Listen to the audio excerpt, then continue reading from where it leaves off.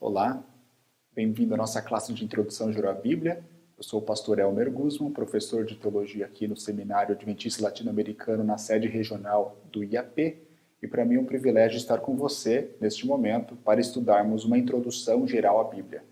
Nesta aula nós vamos falar sobre o cânon bíblico, e nós vamos ver alguns detalhes específicos, como a formação do cânon, essa definição do que é o cânon, a origem e critérios deste cânon, e a descoberta do termo da canonicidade. Então vamos começar pelo primeiro ponto. O que é o cânon? A palavra cânon vem exatamente do grego ho-kanon e veio para significar entre os gregos aquilo que é um padrão ou norma pela qual todas as coisas são julgadas e avaliadas, tanto a perfeita forma a seguir em arquitetura ou o critério infalível, criterion, pelo qual todas as coisas devem ser medidas. Em outras palavras, o cânon é semelhante a uma fita métrica, a uma régua que serve para medir, e esta régua se estabelece como um critério para aferir outras coisas. Então, quando nós falamos de cânon bíblico, o que nós estamos falando em realidade é que esses escritos, como revelados no Antigo e no Novo Testamento, são estabelecidos como uma régua ou um critério para medir todas as demais coisas. Por essa razão, temos um significado de autoridade, de critério estabelecido para a prática do ensino da Bíblia para revelar a vontade de Deus através desses documentos de aliança. Muito bem. No uso cristão posterior, esta palavra veio a significar uma lista autoritativa ou canônica de livros que pertencem à Bíblia Sagrada. 27 livros no Novo Testamento e 39 livros no Antigo Testamento, compondo 66 livros da Bíblia Sagrada protestante. Mais adiante nós vamos ver que existem outras versões da Bíblia, outras Bíblias que compõem outros livros que foram inseridos, mas que não estão inseridos na Bíblia protestante. Quando nós vamos ao Novo Testamento, esta palavra cânon, ela é traduzida como regra, como critério, como medida. E geralmente tem a conotação de um critério ou medida para guiar a comunidade de primeiros cristãos. Como, por exemplo, nós vemos no livro de Gálatas, capítulo 6, verso 16. E todos quantos andarem de conformidade com esta regra, paz e misericórdia sejam sobre eles e sobre o Israel de Deus. Você percebe? Aqui a palavra tem essa conotação de regra e volta justamente ao que nós estávamos falando antes. O cânon é uma regra, é uma medida, é um critério que vai ser autoritativo, serve para medir o que vem posteriormente. Mas o que é então a canonicidade? É um estudo que trata do reconhecimento e da compilação dos livros que nos foram dados pela inspiração divina. Nós podemos aferir dois tipos de canonicidade, e aqui essa discussão ela se torna importante quando a gente fala sobre a doutrina da igreja. A primeira é a canonicidade extrínseca, e a segunda, a canonicidade intrínseca. Vamos ver o que é isso. A canonicidade extrínseca significa que agentes humanos, como por exemplo rabinos, bispos ou concílios, eles determinaram quais livros bíblicos pertencem ao cânon e, por esse modo, os fazem escritura sagrada.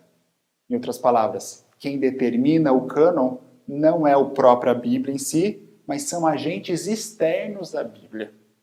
Ao passo que a canonicidade intrínseca significa o seguinte: indivíduos, entidades ou comunidades apenas reconhecem na base da natureza e qualidade intrínseca quais escritos são canônicos.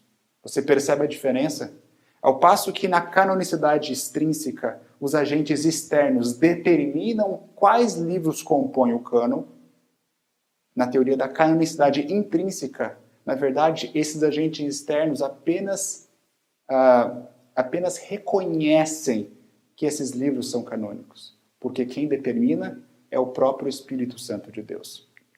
Essa discussão é uma discussão importante, Porque quando a gente fala sobre Bíblia ou Escritura e tradição, existem muitos corpos de denominações cristãs que subscrevem para a canonicidade extrínseca, ou seja, onde a autoridade reside.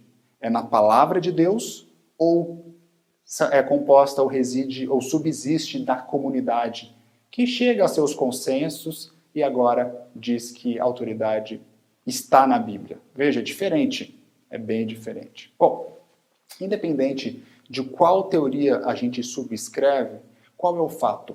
O fato é que a autoridade, segundo a versão protestante, e o Adventismo no sétimo dia, ele vai junto com o protestantismo, vendo que a palavra de Deus é a única regra de fé e a norma que norma e normatiza todas as outras normas, como experiência, ciência, tradição, credos. Tudo deve passar pelo crivo da palavra de Deus. Ou seja, essa autoridade não reside fora do cânon, mas reside no cânon em si. Portanto, a gente acredita numa canonicidade intrínseca. Os agentes externos apenas reconhecem, mas quem determina é o próprio Deus através do Espírito Santo.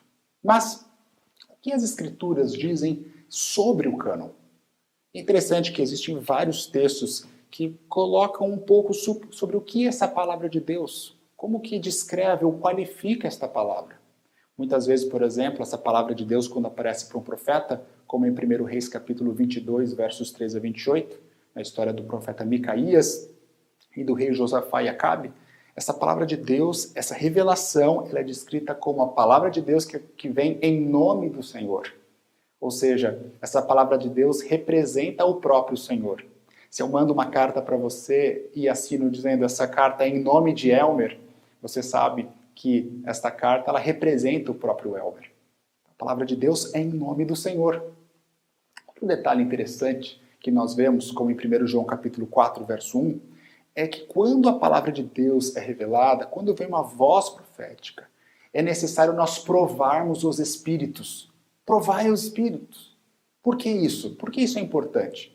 Justamente porque a premissa é que podem haver falsos espíritos, falsos profetas, falsas revelações. Por essa razão, nós precisamos provar o espírito. E, evidentemente, toda revelação ela deve estar em harmonia com a revelação prévia e ela deve atestar sobre a soberania de Deus. No Novo Testamento, o discípulo João vai dizer que deve atestar do próprio Senhor Jesus Cristo.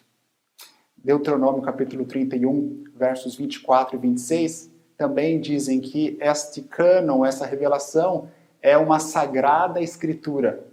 E são ditos como escritos autorizados para ser úteis e base de ensinamento, correção e direcionamento para o seu povo. É lindo ver, por exemplo, como algumas das cartas do apóstolo Paulo são finalizadas. Elas são simplesmente finalizadas com uma assinatura do próprio punho, como verdadeiras assinaturas autenticadoras. Aqui é Paulo quem escreve para vocês. Em outras palavras, nós podemos perceber que ao mesmo tempo que o cânon ou a revelação, ela vem do próprio Senhor, como sendo uma revelação em nome do Senhor, ela também tem um autor humano.